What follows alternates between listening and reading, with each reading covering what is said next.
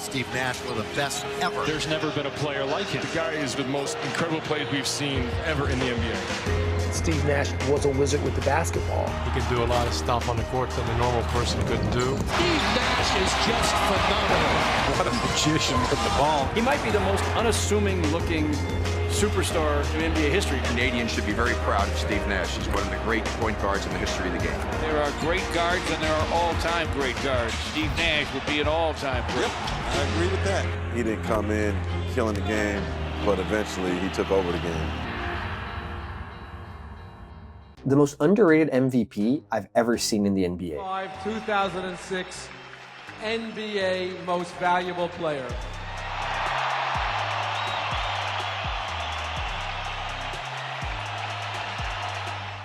One of the best passers and one of the best transition players this league has ever seen. Oh, what a pass! A point guard who revolutionized the 2000s offense. It was this little good-looking David Beckham little guy running around like a gnat, just passing the ball to people and doing this and doing that. He scored every now and then, but He's one of the best point guards we've ever had. In today's video, I'm going to tell you the story of a guy who elevated the level of his teammates wherever he played.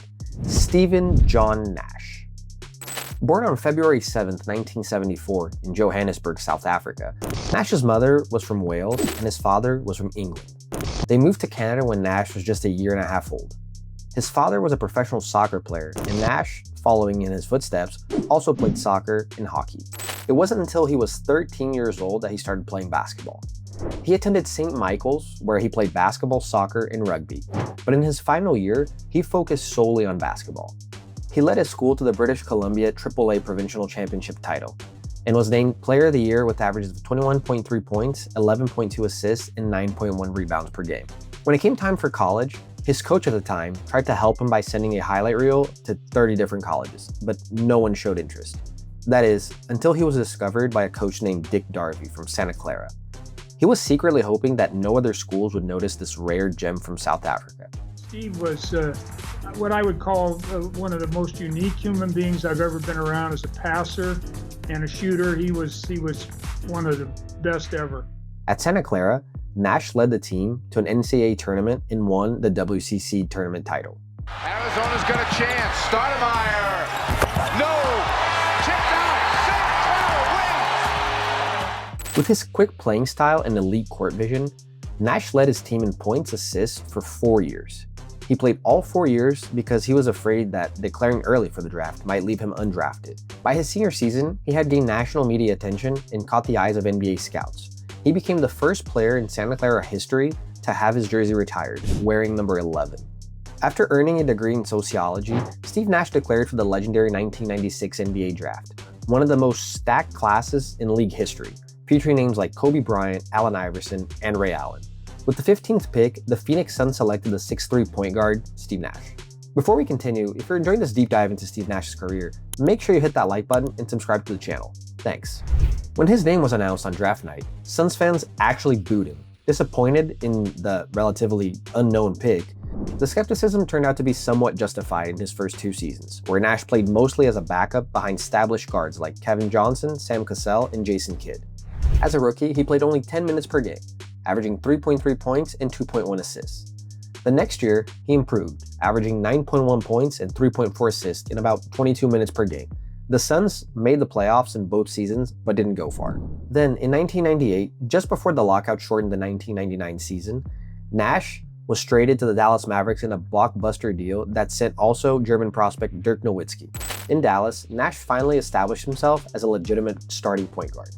In his first season with the Mavericks, Nash started all 40 games he played in, averaging 7.9 points, 2.9 rebounds, and 5.5 assists. The team missed the playoffs, but the potential was clear, especially with Nash and Nowitzki forming a close friendship.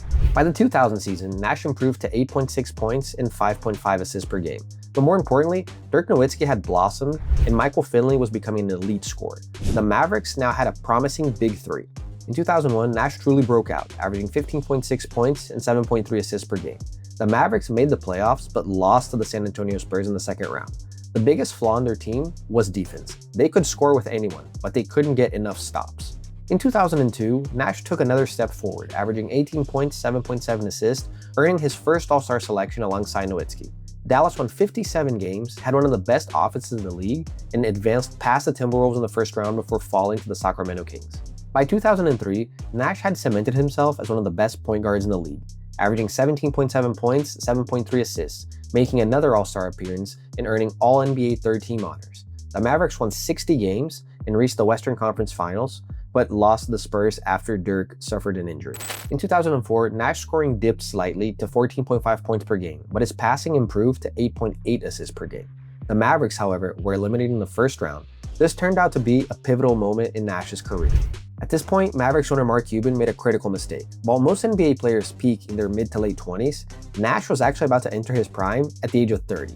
Cuban, skeptical about Nash's longevity, prioritized re-signing Dirk Nowitzki and Michael Finley and only offered Nash a contract worth $9 million per year. Meanwhile, the Phoenix Suns offered Nash a 6-year, $63 million deal. That was enough to convince him to return to the team that originally drafted him. In Phoenix, Nash revolutionized the Suns, leading one of the greatest offensive systems in NBA history under coach Mike D'Antoni, the famous 7 seconds or less offense. With teammates like Amari Stoudemire, Sean Marion, Joe Johnson, and Leandro Barbosa, Nash led the Suns from 29 wins in 2004 to 62 wins in 2005, turning one of the worst offenses into the best. He averaged 15.5 points and 11 assists, winning his first MVP award, the first Canadian to ever receive this honor. In the playoffs, Nash torched the Mavericks, averaging 30 points and 12 assists in the second round, eliminating his former team in 6 games. The Suns reached the Western Conference Finals, but lost to the Spurs. In 2006, Nash had his best statistical season, averaging 19 points and 10 assists, while achieving a 50-40-90 shooting split, 50% from the field, 40 from 3, and 90% from the free throw line. He won his second straight MVP, joining an elite group of players with multiple MVPs. However, the Suns again fell in the playoffs. In 2007, Nash averaged 18.6 points and 11.6 assists, helping Leandro Barbosa win 6th Man of the Year. He nearly won a third MVP, but finished second behind Dirk Nowitzki. However, the Suns again lost to the Spurs in the playoffs, cementing a frustrating trend.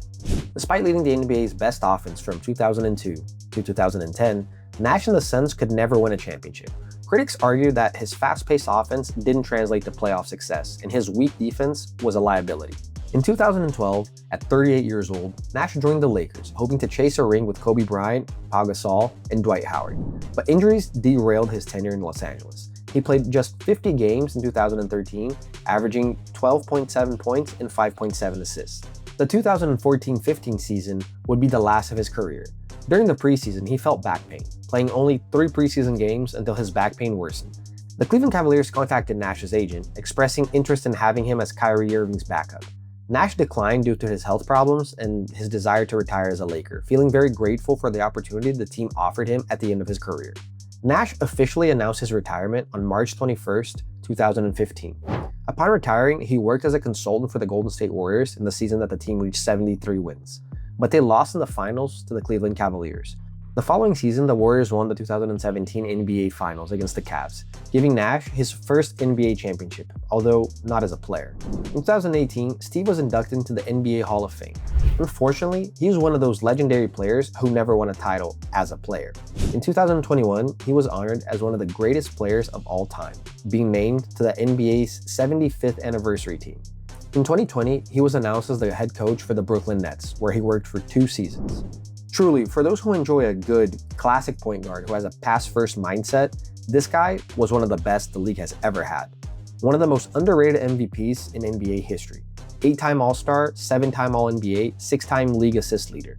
One of the best passers this league has ever seen, and in my humble opinion, one of the 6 best point guards I've personally ever seen in the NBA. Despite never winning a championship, Steve Nash left an undeniable mark on the game. He changed how the point guard position was played, proving that elite passing and high-efficiency shooting could drive an offense. He made everyone around him better and remains one of the most influential players in NBA history, who perhaps, due to the lack of a title, is not really remembered and doesn't have the recognition he truly deserves. So that's it for today's video. Let me know in the comments what you think of Steve Nash's career.